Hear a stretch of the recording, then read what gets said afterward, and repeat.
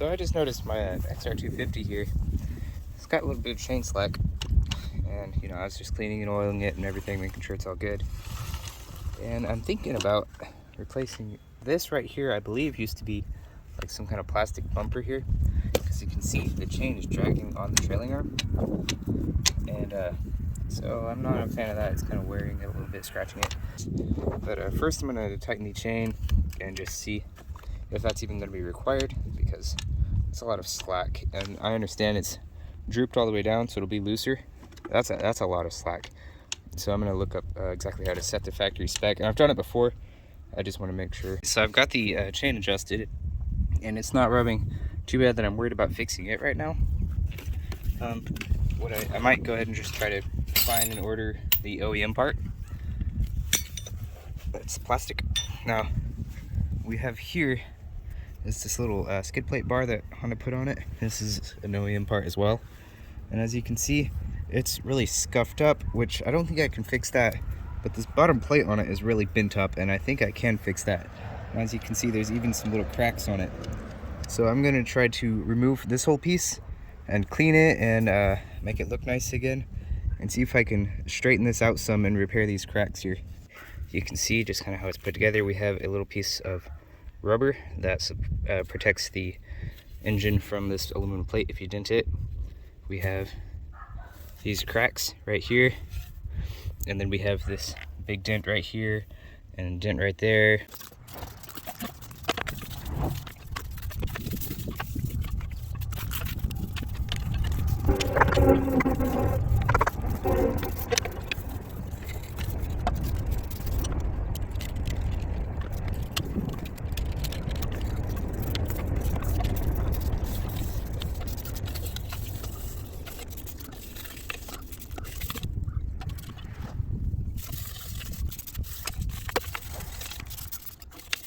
Okay, so anytime I'm straightening out a piece of metal or anything like that, it's always a good idea, in my opinion, to kind of anneal it.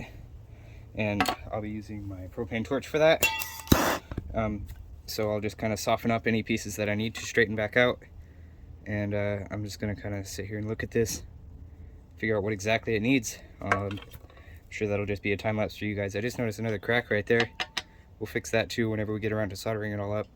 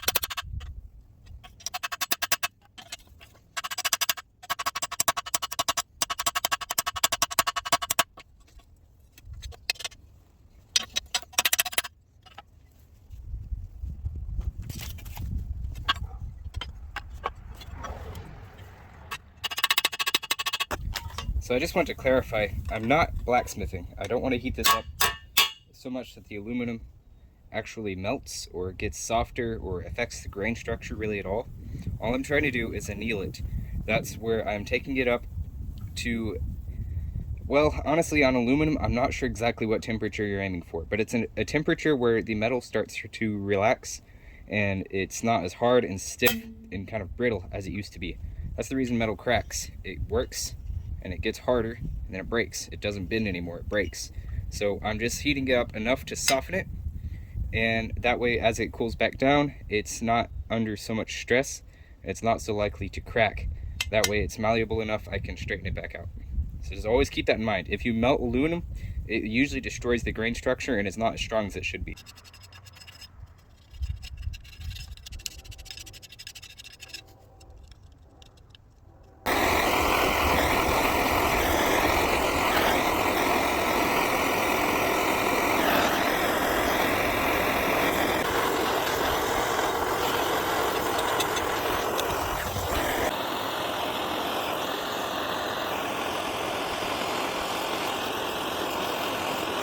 I've got, and I think it'll hold for what I'm going to do with it. So I'm going to go get some paint, and we're going to paint this black. Sand it off, obviously make it look a little bit better, and paint primer if I can find all the right paint in this little town to do it. See you later. Okay, so after raiding all 2 stores in this town, I got Mountain Dew, can of oil, can of really terrible paint, and some Loctite. So I'm hoping that will glue the rubber pad onto the bottom of this piece right here, and I'm hoping this will be good enough until I can get some proper, I want to get maybe some, I forget what it's called, like Rust-Oleum, the actual Honda blue paint to match the rest of the bike. I think that would look the best to have this a nice Honda blue. I like that color a lot, and then we got just some oil because I still haven't rebuilt mine, and it smokes Mountain Dew because this toxic green liquid is just what Americans and especially Oklahomans live on, so I have to have some of that. I don't know if this will work. I was thinking about maybe getting some JB Weld or E6000. I thought this would probably be functional if I just use a lot of it. I was wanting just something, whatever has the strongest chemicals in it, that'll kind of eat into the rubber and bind tight to this kind of rough aluminum surface, and I think this is going to work well. We'll see, hopefully. So I'm going to do a quick time lapse of me sanding this and getting it kind of a little bit smoother and looking good enough, and so enjoy that next few seconds of my half an hour worth of sanding work.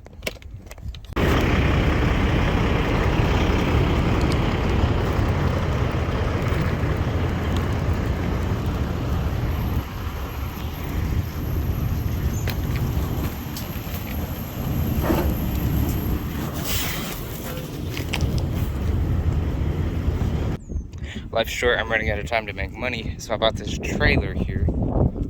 This trailer is about a 16-foot all-steel trailer that I really want to rent. I don't know anything about that, and I just know I need money. So it's got this mesh on it. I think I'm going to start with fixing this mesh. I want to unbolt it, take all these bolts out, cut it to the right size, put bracing in here underneath it so that it's not warped and bent like it is currently. Weld it all back in, fix that up. Want to put these safety chains on it. And I need to drill out these holes in my truck a little bit bigger so that I can actually tow it. That's the 2 things I need to do right now. So I'm gonna pull the truck around to the shop and get to work. I paid $750 for that trailer, and it took quite a bit to actually get it home. It was kind of a hassle, but I got it, and it seems to be pretty much exactly what I wanted. Something small enough that it's easily towable with a heavy SUV or a little small truck like my F-150 here, and I really want to make some money with it, so that's the plan.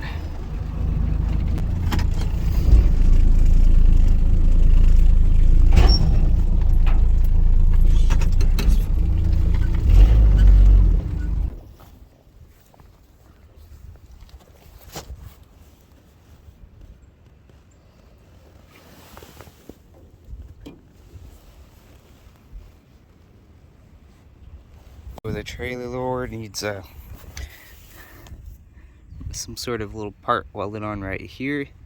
That way I can wrap the chain through it and probably tie it on or something.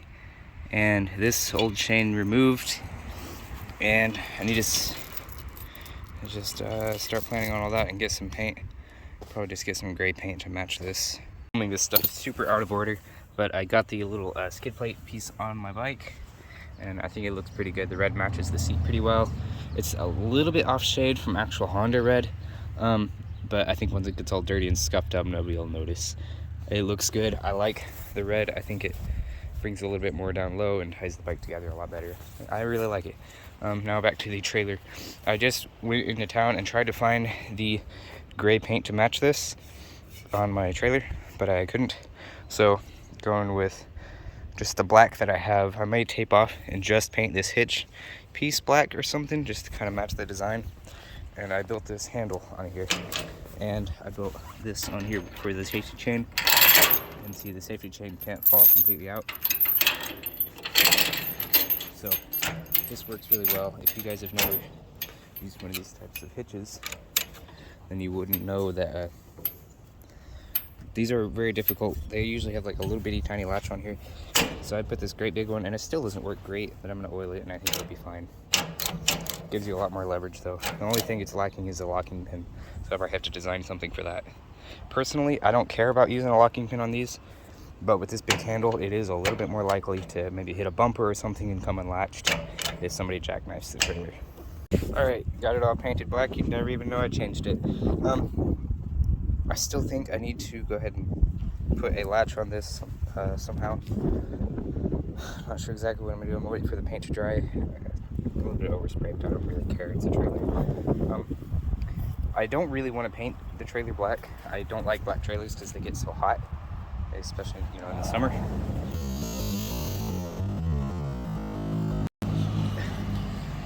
I need to do a few things though. I need to route these wires. I need to run new wires and lights. I want to make a place for these safety hooks to attach right onto here. Put a little loop or something. I'm gonna probably start trying to come up with that right now. And then the next thing I need to do is, as I said before, get all of this meshing down. So I'll probably do that in part 2. Just walk around the trailer real quick. It's got like 3/16 plate fenders, solid axle with no suspension and hubs just welded onto it. The lights are a little bit outdated. I'll probably go ahead and put LED lights on it. As you can see, the tires need replaced. The wheels do not match, so I'm gonna try to get some new wheels for it. I think I know where I can get some. The ramps right here, I have some heavy duty steel ramps I'm gonna modify to put on it, and they should slide up into this channel here, as you can see, and then I'm gonna make them lock onto here somehow. I think that'll be really nice. That way you can just easily load a vehicle onto this trailer. The railing up front is pretty beat up. It's all dented and bent, and I don't know how this happened. So I'm probably going to try to change all of this front end on it. I'm not sure how I want to do this. I may chop this all completely off and forget about it, and I may build a rail that goes on across. We'll see. I'll just make that up as I go and what I use this for.